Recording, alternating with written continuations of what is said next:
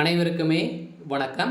சற்று முன் கிடைத்திருக்கக்கூடிய ஒரு மிக மிக முக்கியமான செய்தி ஒன்று வெளியாகியுள்ளது. சற்று முன் 1200 கோடி மெகா ஊழல் செய்த திமுக, உளவுத்துறை கொடுத்த ரிப்போர்ட், கதரும் முதல்வர் ஸ்டாலின். இது மாதிரி பார்த்தீங்கன்னா செய்திகள் வெளியே இருக்குது. திமுக ஆட்சிக்கு வந்ததுலேருந்தே எங்கே பார்த்தாலும் ஊழல், மெகா ஊழல் அப்படின்ற மாதிரி திமுக சேர்ந்த அமைச்சர்களும் நிறைய பிரமுகர்களும் பார்த்தீங்கன்னா மெகா ஊழல் செஞ்சுருக்காங்க. இந்த ஊழலின் அடிப்படையில் திமுக ஒரு அவப்பேரை ஊழல்வாதியாக தான் பேசப்பட்டு வந்திருக்கக்கூடிய நிலையில் திமுகவுடைய தலைமையகம் வந்ததுலேருந்தே நிறைய நிறுவனங்களை பார்த்தீங்கன்னா கார்பரேஷனுக்கு விட்டு கொடுத்துருக்கக்கூடிய நிலையில் இது மூலமாக நிறைய பலாயிரம் கோடி ஊழல், மெகா ஊழல் மறைமுகமாகவே நடக்குது அப்படின்ற மாதிரி தான் இப்போ தொடரப்பட்ட வழக்கின் அடிப்படையிலும் இப்போ பார்த்தீங்கன்னா ஒரு ரகசிய தகவல் கிடைத்திருக்கு.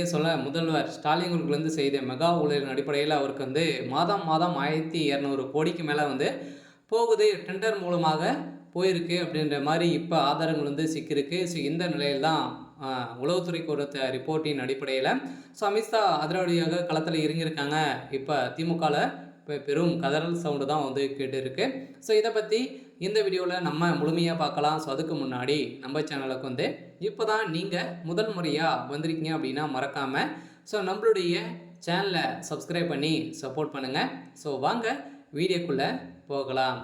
பார்த்தீங்கன்னா இப்போ திமுக ஆட்சிக்கு வந்ததுலேருந்தே நிறைய நிறுவனங்கள் பார்த்தீங்கன்னா டெண்டர் விட்டுருக்காங்க இல்லையா.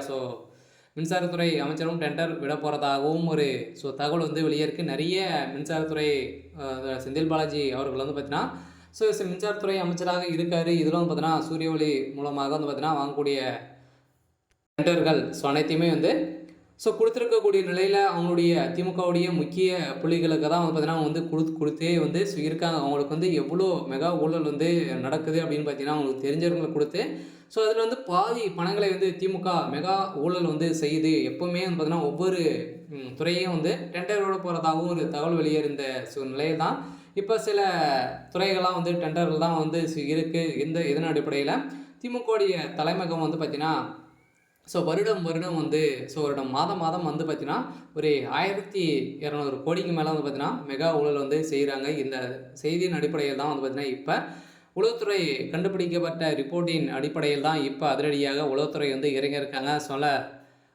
அமலாக்கத்துறைக்கும் தகுந்த அதிகாரங்கள் பார்த்தீங்கன்னா கொடுத்துருக்கக்கூடிய நிலையில் தான் பார்த்தீங்கன்னா இப்போ மெகா ஊழல் நடந்திருக்கு. இதில் முதல்வர் ஸ்டாலினுடைய கதை ஒட்டுமொத்தமாக முடியக்கூடிய நிலை தான் உருவாயிருக்கு.